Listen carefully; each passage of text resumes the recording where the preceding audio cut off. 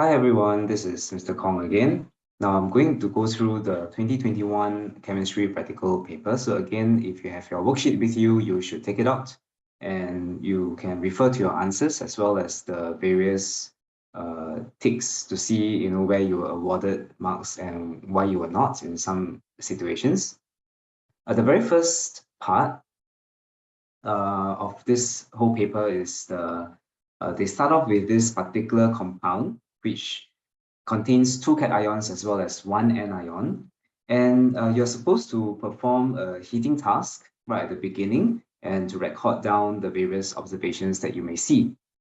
And the first thing that you would observe and you should observe would be that the solid starts changing color from a pale green color to a yellow or a brown solid. In addition to that, you are also asked and prompted to use red litmus paper to test for a particular gas.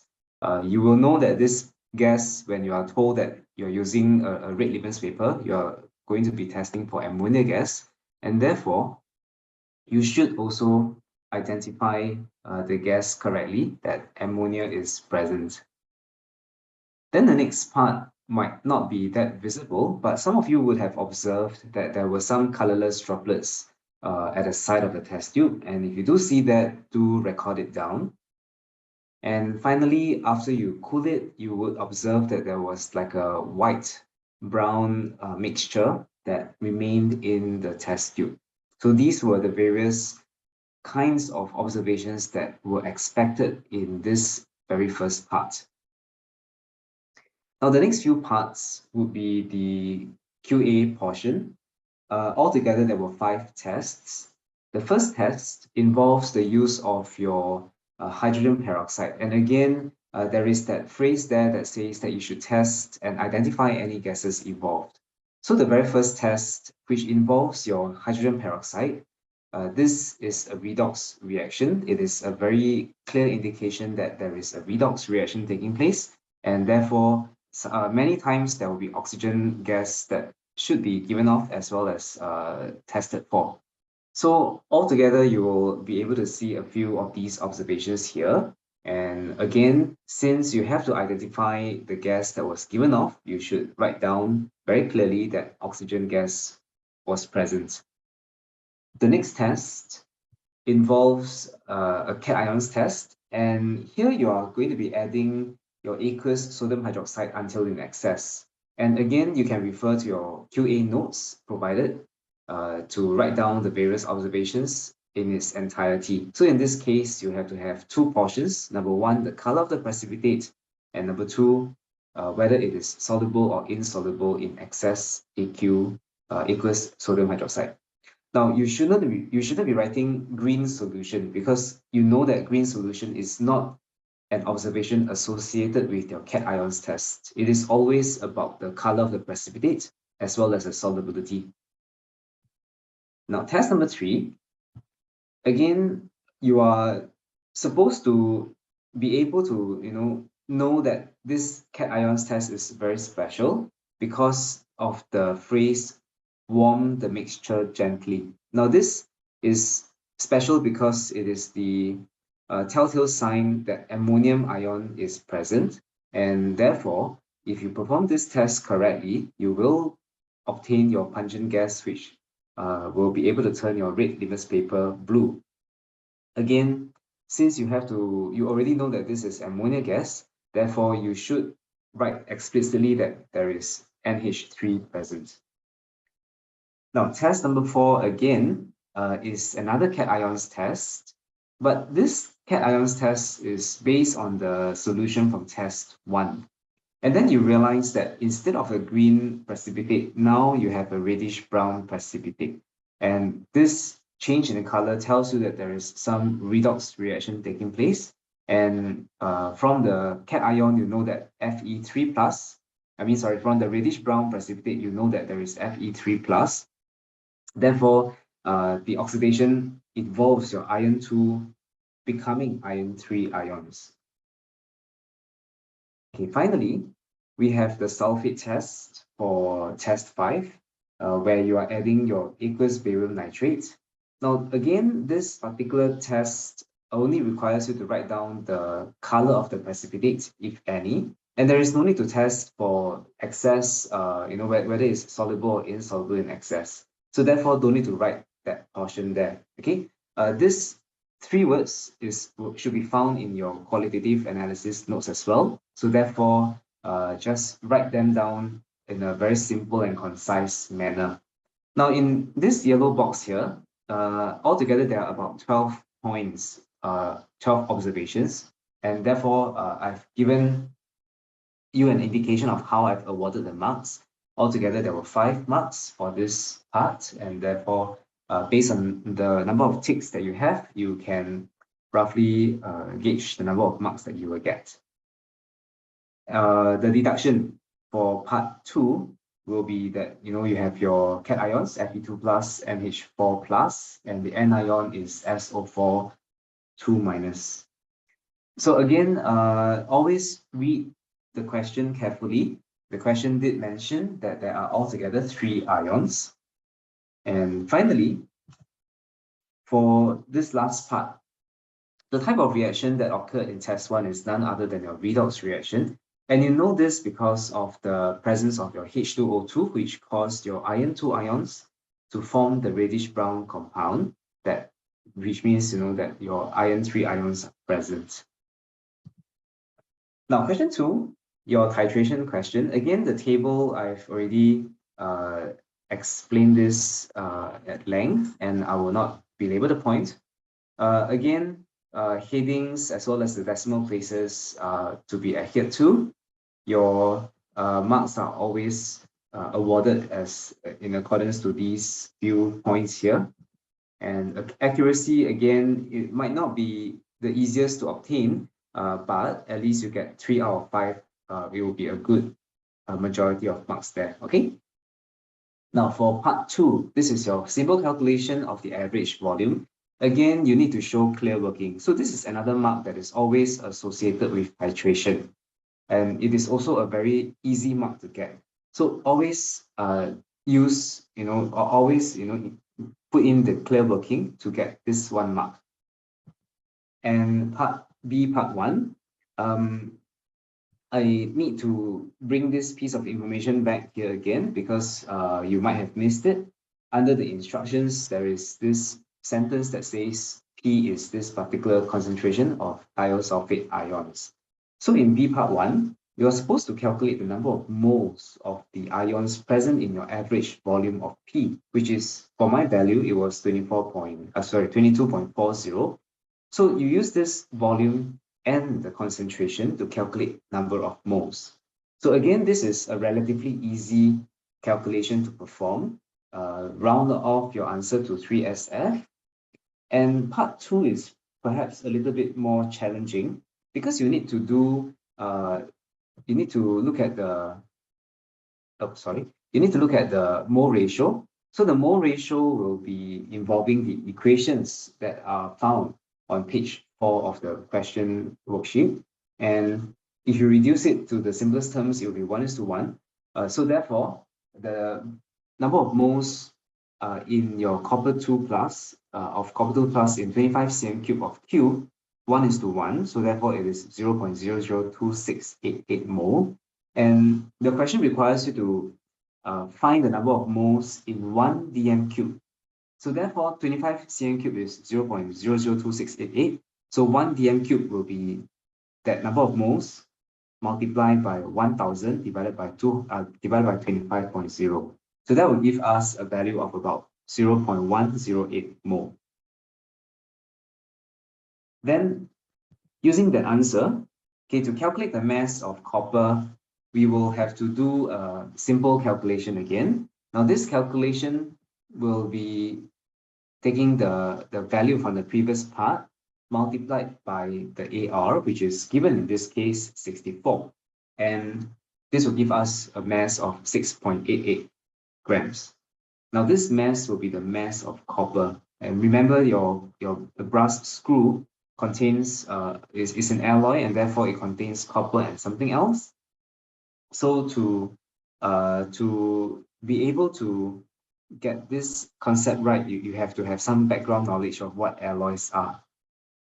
Then this is to be continued in the next part, whereby now you are supposed to calculate the percentage by mass of copper. So this brings us to that sentence in under the instructions. You see the sentence involving Q. So Q is made from dissolving a 9.50 grams of a brass screw in nitric acid. So therefore, the original mass of your brass screw is 9.50 grams. Copper is 6.881 grams. This means that your percentage mass is calculated in this way. Now, there are 3 marks up for grabs here.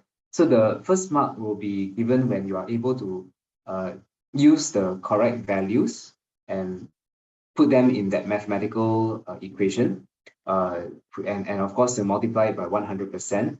And the other part of the marks will be the answer that you obtain at the end, which is, in this case, 72.4%. Now, these are all based on my values, so your values will be slightly different, and there is error carry forward. So do not worry that your titration results may not be accurate.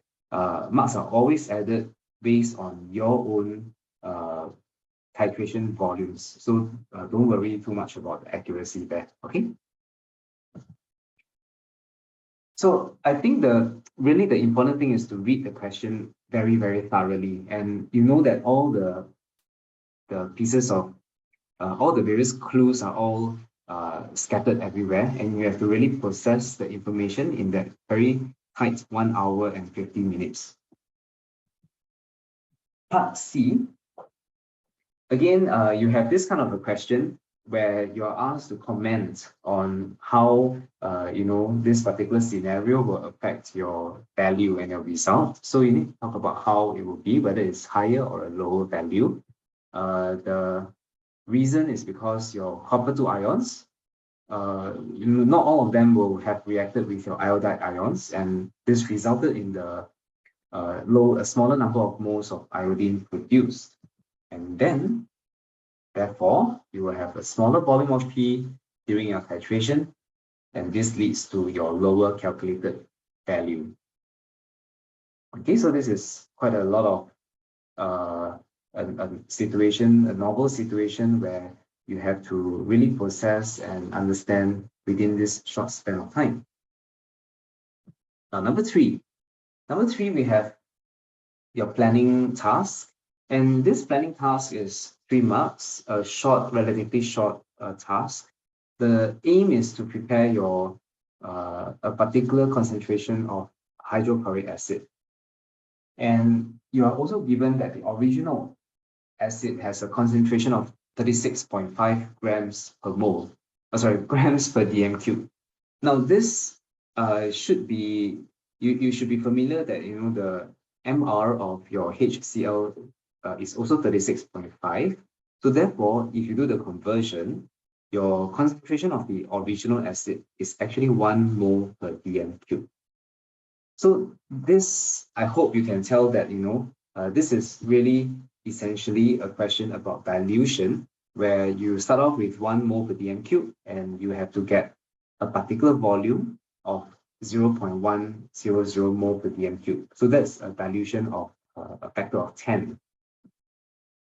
So what is the method? What's the procedure? Number one, you can use your burette, measure 10 cm cube of the acid, put it into a beaker, and then use another burette, measure 90 cm cube of the ionized water into the same beaker. So now you realize the total volume that you have will be 100 cm cube.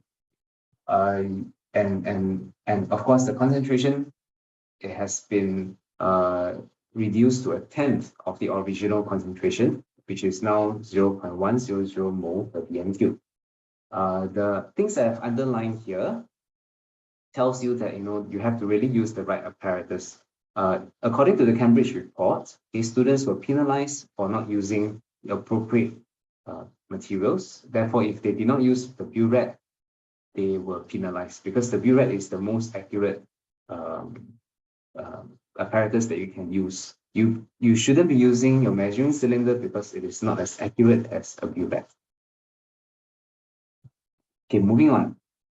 Now, this question on the graph involves a lot of a few lines. Okay, number one, you're supposed to draw a line, a straight line from 0 to 3, 0 to 3 minutes, and that will be the straight line there. And the second straight line that you should draw will be one from 4 to 8 minutes, which is the slanted one over there. Now, bear in mind, you're supposed to draw two straight lines of best fit. Now you notice, I don't know whether you noticed, but I actually skipped one of the points there. In that point over there, in fact, Cambridge wrote in their report that it was an intentional wrong value. They purposely placed an incorrect value there to see whether students were able to see that actually there was one value that was an anomaly. Okay, and if you had drawn a graph, a curve rather, then of course you'll be penalized because you're supposed to draw a straight line. But when you draw the straight line, you might notice that there is that one point that is really off the charts. Okay, because the others follow a very nice straight line. So therefore, be vigilant and do know that this kind of situations can happen. Then the next line that you need to draw will be to draw a vertical line. Now I'm representing my vertical line in a dotted line so that you can see the different lines. All right, so that's the third line that you need to draw. Now, use the lines, calculate the maximum temperature rise, which means you have to take the difference of the highest temperature at 3 minutes and take and minus off the 22.0 degrees Celsius there. All right, so that will be the temperature rise of 4.5 degrees Celsius. Now, the reason for this calculation is so that you can do the calculation for the next part, which is here, which is to calculate the heat release. And they have already given you the formula. So use the formula. And in this case, you will get a value of around 945 joules plus minus. Okay, so it depends on what in fact, I would believe that everyone should get the same temperature rise, which is 4.5, and therefore the same value of the temperature release, because the mass of the solution is 50 grams, because you're told that 1.0 cm cube of solution has a mass of 1 gram. Since in this case, in step number 2 of the procedure, there is a 50.0 cm cube of acid used. Therefore, the mass of the whole setup will be 50 grams. So again, is using the different pieces of information all over and piecing them together like a puzzle. Okay, next, we have the mass of your calcium carbonate, which is calculated by the values given in at the bottom of page 6. And 3.5 grams is the mass in this case. You use this value, this mass, to find the number of moles of your calcium carbonate, which is your mass divided by mR. That will give us a value of 0.035 mole. And link this with the next part, which is to find out what is the amount of heat released in kilojoules per mole. That means essentially by 1 mole of your calcium carbonate. Since in the previous part, 0.035 mole of calcium carbonate releases 945 joules. Therefore, if for 1 mole of calcium carbonate, you do the math, it will give you a value of 27 kilojoules per mole, all right, of your calcium carbonate. You have to leave it to kilojoules because that's what the question stated, and that is a necessary thing to do, okay? And here we have last 2 parts already. Why is it not as good in the second method that was suggested is because of the possibility of some heat loss, and therefore that means that your highest temperature that the student has measured is not exactly the highest. It's not the actual highest temperature reached. Now, finally, this is a kind of like a mesh of your task planning as well as your QA. Now, because of the presence of zinc carbonate, which is a solid, you need to add acid to react with any of the carbonates. Anyway, calcium carbonate is also a solid, and therefore, both of the calcium carbonate or the zinc carbonate would be able to react with nitric acid. And then you perform the QA, you perform the cations test by adding aqueous ammonia. This is to why aqueous ammonia and not sodium hydroxide is because with your calcium ions, you will have a white precipitate when you add in your sodium hydroxide. However, when you add in aqueous ammonia, it will not form a white precipitate with calcium ions. All right, so this is the part about, I think a lot of students just added in aqueous ammonia or sodium hydroxide to the solid, to the zinc carbonate solid. And remember that, it is always the solutions of metal ions that can react with your aqueous ammonia or sodium hydroxide. Okay, there's a typo error there. So with that, okay, this is really the end of this 2021 practical, and I hope that you have learned something. All right, see you. Bye bye.